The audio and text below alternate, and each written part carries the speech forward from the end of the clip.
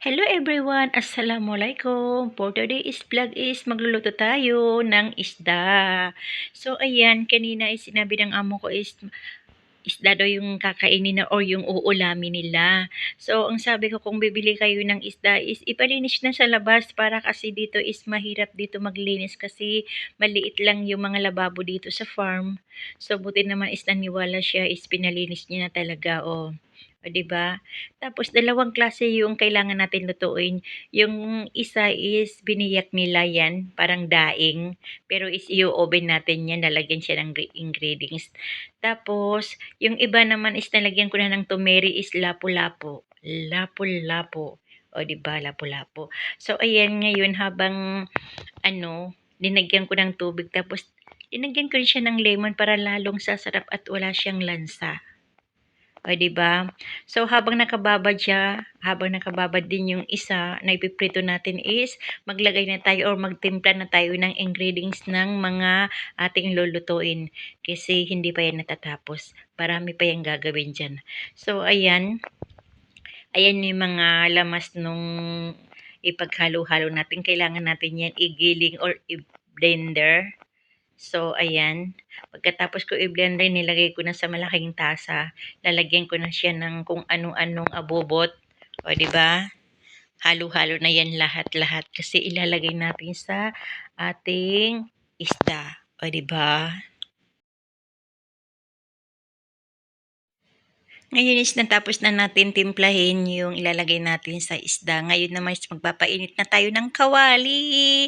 So ayan, naglagay na ako ng mantika sa ating kawali kasi ipiprito natin yung lapo-lapo. O di ba? For the go. So ayan, naglagay na ako kasi mainit na. Pero siyempre, naglalasik pa rin yung mantika or nagtatalsikan. Kaya masakit pero kayang-kaya yan. So, unti-untiin natin babaliskatin. Tapos ngayon naman is ilalagay na natin ang maayos dito kasi ilalagay na natin sa oven. Pero bago natin ilagay sa oven, syempre, kailangan niya yung mga kanyang mga lamas-lamas. Diba? For the go. So, yan, mekos-mekos lang natin yan. Yan. Dahil malalaki sila, ang mailagay lang sa plato ng oven is 3 lang. Pero gagawin natin ang paraan para tapos na tayo magprito. So, yan na lang kulang natin. Kasi ito, lulutuin natin. Parang sa atin, parang escabeche ang gagawin ko dyan.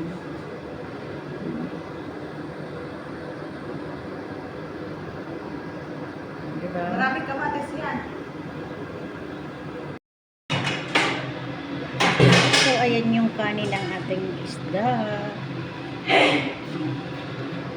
Takpan natin. Ito naman yung lapu-lapu kanina na pinrito ko, guys. So, ayan. Ganyan sila kakain. Parang style ng escabeche. Tapos, itong, yung apat is nasa oven. Ayan, guys. Diba? Ang galing nila mag-utos. Takpan natin mga 10 to 15 minutes is maluluto na yan.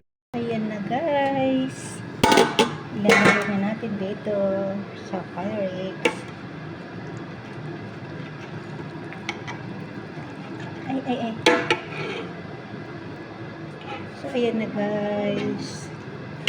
Ayan. Konti lang yung sabaw.